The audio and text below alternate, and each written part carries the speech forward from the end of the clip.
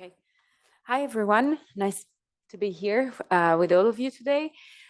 So, as a disclaimer, I've been a researcher at ETH Zurich until last summer, when then I moved to lead for the AI Alliance European part. And now I'm employed at IBM Research in Zurich.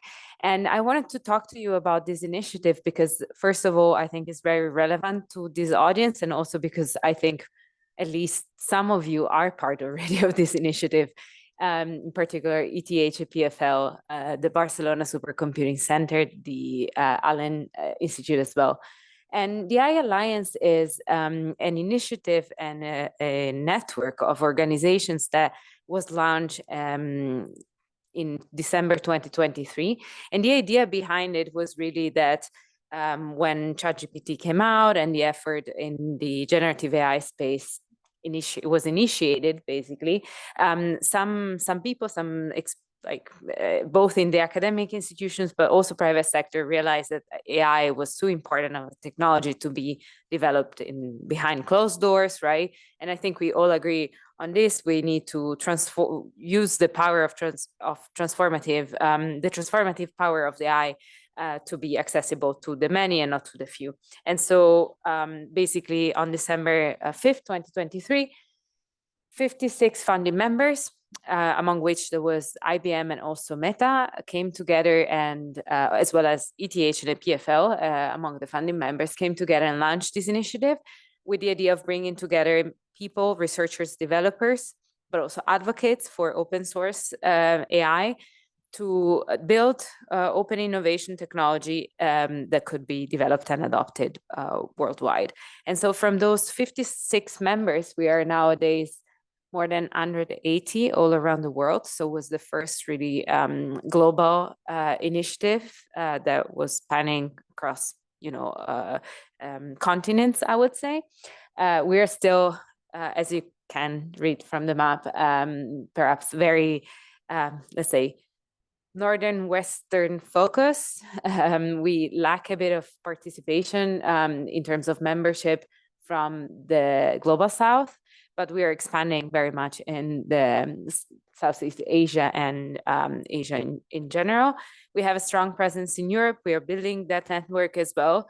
Of course, the presence of, or the openness of this network to both the private sector. So we have companies, we have startups, but also research institutions, academic institutions, but also non-governmental institutions, like, for example, CERN or ECTP, initially funded by UN, for example, are part of this effort, right? And so we are growing the community, and let's say the focus of this initiative is really to, as I said before, to build, deploy, and advocate for open source AI. There was the discussion this morning of what we mean by open source AI, right? And it's true that we have Meta as one of the funders, yet we intend open source in a very, let's say, open, broad scale and broad spectrum, let's say, from open weights to fully open with data and models and everything, basically. And so here we include in our network, of course, builders, so those that, like many of you, build, release, and support open source technology innovations in AI and for AI, but also enablers. So those that allow developers and organizations to adopt open source technology. So we have a strong focus on adoption of models in open source, and as well as advocates for a vibrant open technology ecosystem. This June, we were officially established as two nonprofit entities. And so this will allow us not just to be recognized as a network, again, across industries and sectors, but also to potentially fundraise, right? Because so far the community was really working based on in-kind and contributions from each individual member. But now we will be able to enhance fundraising opportunities for open source AI, especially coming from the private sector. The idea, I just want to show you briefly Why I think this is relevant for this audience, but also maybe some of you might be interested in becoming part of this network. Like we're working really cross sectors. As you can see here, we have different focus areas. We have some that are less technical, focusing on AI skill building, so more related to education, but also policy. So we have advocacy and policy. We have advocation, like we create working groups that look at policies for open ecosystem for AI, but also we have 4 very tech-driven approach focus areas that are really bringing together developers and experts, technical experts, to build AI that is safe and trusted, also to build application of AI. So focus area 3 that look at the diverse necessity for diverse hardware choice, and not necessarily focus only on using the NVIDIA options, and then the open models and data sets, right? That I think resonates with what you are talking today. So here are some of the, and all the working groups that we have currently available. We mainly run a couple, like 2 meetings per each of these working group a month. So it's quite active community. We use Slack as a platform to discuss. And we are now focusing a lot on the application part. So a lot on agents, but also on data. And this morning, there was a conversation on the fact that maybe the private sector is not so interested in open data sets, but I would say that this is not true, because one of the core initiatives that we have is actually looking at building the largest open trusted data for customizing models. And this really brings together partners from both the private and the public space. Some of the other core initiatives that we have here are, the first one is building this open source AI agent lab, basically, with domain specific sub labs, right, to build collaboration and build application specific. But also another initiative that is very important to us, that resonates with the last talk, is about building evaluation stacks that are the reference point in the community.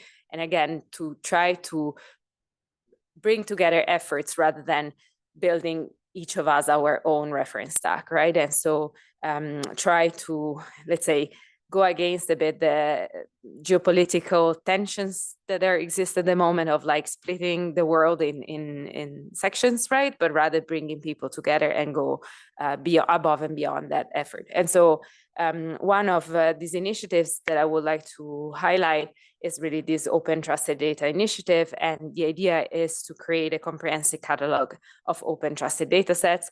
We have it already, of course, initiated. We have benchmarks, we have reference points on the provenance and the governance on the licensing that many of you mentioned before, and also information about the processing pipeline and supported information. So obviously all of this is open source, so all open for you to check and look at. We have a lot of community and events happening all around the world.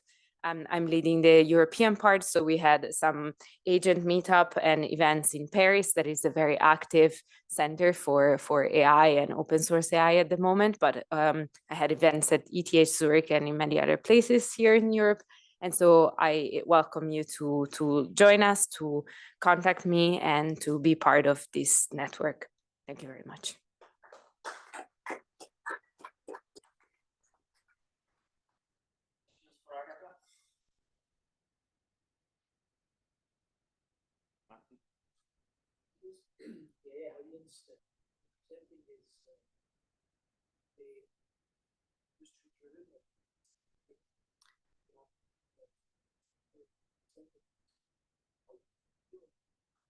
Potential commercial tensions.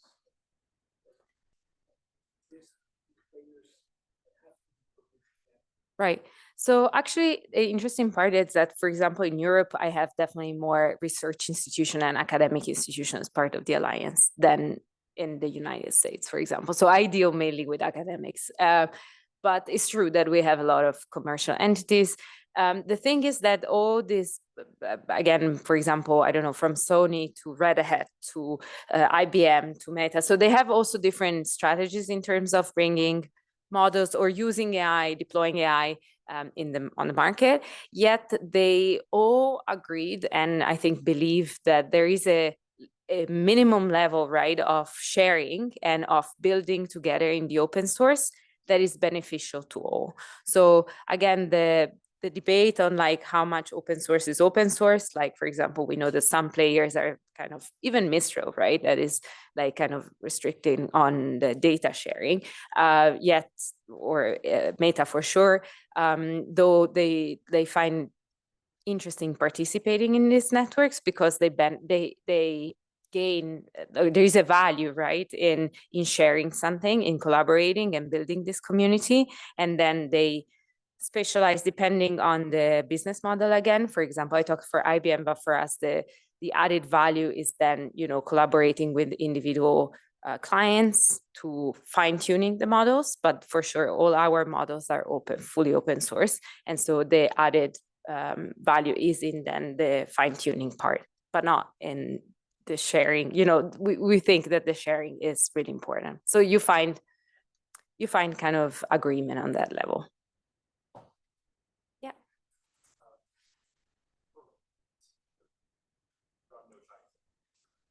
No. So that was again a choice I think was made before I joined the effort and the lead. Yeah, not like, also the AI Alliance can be joined as so the members, you see them here represented on the map, and so there are organizations and institutions that become part of the AI Alliance. But the AI Alliance is open to individual members, individual people to join, right? So it's not only a membership in terms of institutions, but also individuals. And in that sense, there are a lot of also Chinese people joining, but not institutions. So that was a decision made, at the governance level. Perhaps can we move on to the? Okay. Thank you. Just to keep you in time, otherwise people get late for the coffee and get angry. Okay, thanks, Agata.